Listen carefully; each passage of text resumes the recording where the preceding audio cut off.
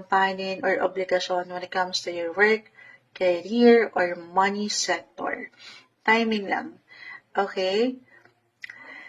Balance is your element, Libra. The devil is in reverse. Ito lang yung ilang unhealthy approach, unhealthy baggage, emotional baggage. Alam ko, money sector to, pero i-release niyo yung mga sitwasyon, pagkakataon, alam nyo hindi makatutulong or makakapag-ambag para sa inyong ikalalago.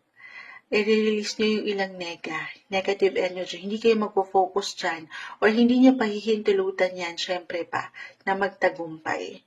Huwag niyong bigyan ng limita ang inyong mga sarili kasi nakikita ko dito ang kagaanan.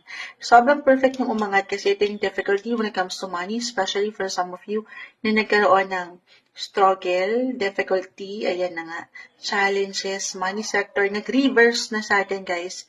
Isang indikasyon na merong financial freedom or yung kahit gaano kalaki, kaliit, malalagpasan nyo ang mga sitwasyon pagdating sa usaping ito. Lalo pa kung meron talagang ilang negativity or in a way naging unhealthy yung approach or mga ganap sa usaping ito.